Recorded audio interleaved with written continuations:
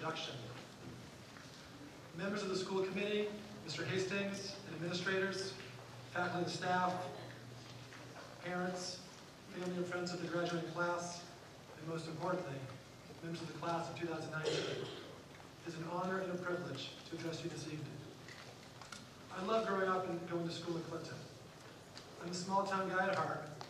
As John Mellencamp rightly says in his famous song, I can breathe in a small town. In fact, I still live in a small town out in the western part of the state, a place called East Hampton. It's about the same size as Clinton. It has old factories, a body of water, specific neighborhoods. Sound familiar? For me, growing up in Clinton in the 1970s and 1980s was as good as it got. I used to ride my Huffy bike with some sweet yellow mag wheels everywhere, usually down to Vale Street to play basketball or baseball. During the summer, when I was little, this young guy named Tony Gannon worked for the Parks and Rec Department.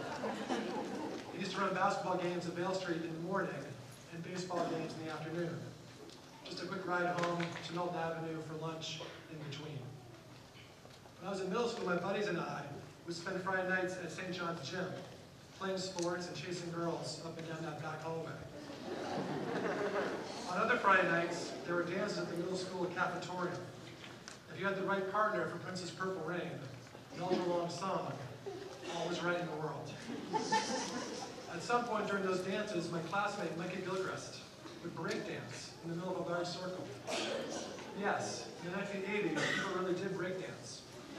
They even wore parachute pants. For a good laugh, you go parachute pants when you get home. Sty, they were not. I had a paper route after school when I was in middle school, but as soon as I was done with it, I would ride my Huffy to friends' houses all over town. Before the Ridgefield condominiums were built, that site was woods and sand pits. And there's a trail I used to ride through to Tommy Hunt's house to play wiffle ball or swim in his pool. Or I would go up to the Acre to play at Sean Harder's house or to shoot hoop at the park there. Or I would ride to my friend Patrick O'Donnell's house on the top of Burden Hill. My friends and I would get as much play in as possible before it got dark, and it was time to get back home and get our homework done. These were halcyon days, as I felt free to go anywhere in town, to be myself, and to do what I pleased. What I love about small towns, about Clinton in particular, is that many of the characters stay the same. Later, when I was in high school, a somewhat older Tony Gannon was named the boys' basketball coach before my sophomore season. When I was a senior quarterback in the football team, former breakdancer Mikey Gilchrist was one of the best running backs in central Massachusetts. Mikey was also our team's punter, and in one of the gutsiest plays I've ever seen, Mikey decided, on his own, to fake a punt on Thanksgiving Day against St. Bernard's. Not necessarily a big deal in general, but Mikey made this decision late in the fourth quarter from our own end zone. We were only ahead by 6 points. Yet he somehow willed his way to a first down, and we held on to win 14-8.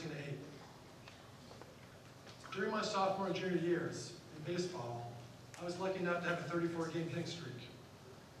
That streak has always been a point of pride for me, but the truth is that I needed help to keep that seemingly individual feat going. First of all, I know that I did not get any hits during our preseason scrimmages my sophomore year, but Coach Gahan showed great faith in me and kept me batting in the 2-hole when the season started. I rewarded his faith by getting a key hit in my first game and never looked back. I also remember toward the end of that season, I was hitless going into the last inning of a game against Algonquin Regional. Yeah, we actually played huge schools like Algonquin and Marlborough and Shrewsbury back then. There were 2 outs, and the guy ahead of me, a senior, needed to get it on base for me to get a chance to keep my streak alive. Luckily, he singled, and I followed with a single of my own, and kept that streak going until almost the end of my junior year. You know quite well that name of that senior who helped me out that day, Scott Zermack. I used to play pickup football games with Scott when we were little, as a bunch of us from Milton Avenue would walk up the road and challenge a bunch of guys from Woodruff Road to games. Those kinds of connections happen more readily in small towns, and I hope you appreciate them. I know that the main reason I enjoyed my time in Clinton so much was due to the incredible support I received from my family, particularly my mom and dad. They were clear to us kids that being educated and thoughtful and active were paramount, and they supported my older brother older sister, and me in all of our endeavors. It worked. My brother Joe was first in his class in 1986 and went on to Princeton. And my sister Ann was second in her 1988 class and went on to Amherst College. Since they were first and second in their classes, I thought it'd be pretty cool to end up third in my class. And two of my best friends had slightly better GPAs, and I ended up fifth. I was kind of bummed out until I realized that the top 4 students had to give speeches at graduation. While my friends were spending free time the week before graduation working on their speeches, I was playing pickup basketball and wiffle ball without a care in the world. Well, I'm standing here now, 29 years later, so I guess I was not able to avoid giving a speech altogether. That said, I still play pickup and wiffle ball whenever I get the chance. I'm a dean, an English teacher, and the head baseball coach at a boarding school now. A lot of our students go on to some pretty high-powered colleges. Because of that, students and their parents are impressed with degrees from Amherst, Middlebury, and Columbia. And don't get me wrong, I'm very proud of my education. But this story is true. When my wife and I went to get a loan 10 years ago to buy a house, our broker led off our meeting with this quote. I was just looking over your information map, and I can't recall ever seeing someone with degrees from schools like those 3 who make such a little money. I have to admit that this comment stung a little bit, but the more I thought about it, the more I liked it. I have tons of education and not much cash. It actually confirms something I always knew. Success comes from relationships forged, not things owned. Speaking of things we all own, I am not going to use this speech to tell you to get off of your phones. Oh, you guys like that? Well, at least stay off of them until I'm done talking. What I will tell you to do is this. Read more. Forgive me, I'm an English teacher after all. It is true that reading fiction gives you varied perspectives, more empathy, a deeper humanity, something this country and the world needs more of these days. Here's a specific suggestion. Read Shirley Anderson's novel, Winesburg, Ohio. It was published 100 years ago, but don't let that stop you. Winesburg, Ohio was the same thing as Clinton, Massachusetts. The novel follows the protagonist, George Willard, a young newspaper reporter, as he grows from a teenage boy to an adult. His growth comes from talking to and learning the stories of the townspeople there. And many of these characters will remind you of people you know in this town. In the middle of the novel, one Winesburg resident uses a young girl's story to impart to George his philosophy on life. The character says, I know about her struggles and defeats. It's because of her defeats that she is, to me, the lovely one. Out of her defeats has been born a new quality. It's the quality of being strong to be loved. Be brave enough to dare to be loved. I love this philosophy. I interpret it to mean that when we are truly open to other stories, both their successes and their defeats, we make genuine connections with other people.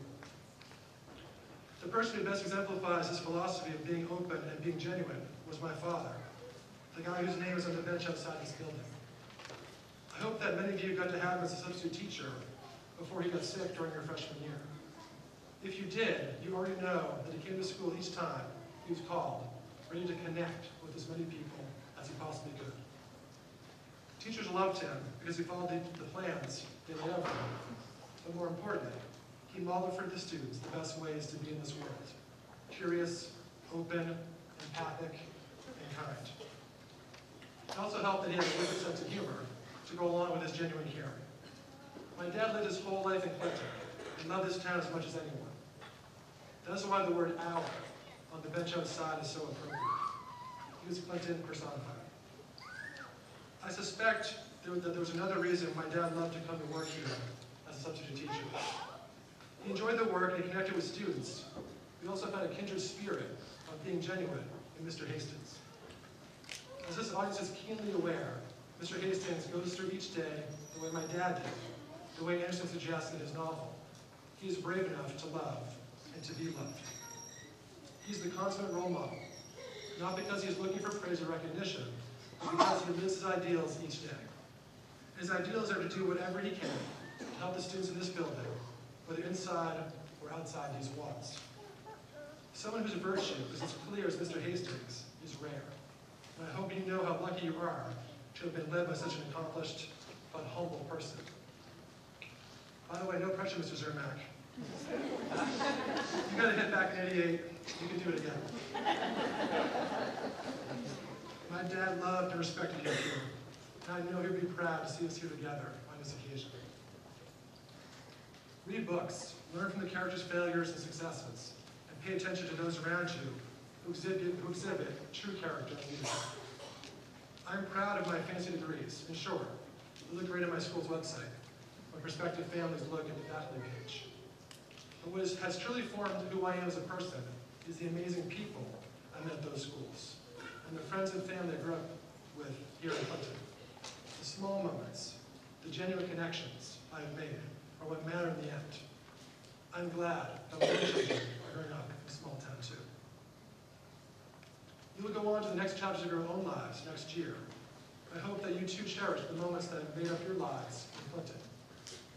At the end of Anderson's novel, a newly mature George Willard leaves on a train to see what there is beyond Winesburg. Anderson's description of this departure is, to me, quite poignant, and I want to finish my speech by sharing with you. He writes, "The young man's mind was carried away by his growing passion for dreams. When looking at George, would not have thought him particularly sharp. With the recollection of little things occupying his mind, he closed his eyes and leaned back in his seat. He stayed that way for a long time, and when he aroused himself and again looked out of the window, the town of Winesburg had disappeared. His life there had become but a background on which to paint the dreams of his mind." Please enjoy this wonderful time in your lives. And as you move forward in town or beyond it, paint those dreams of yours in the most vivid colors imaginable. Thank you.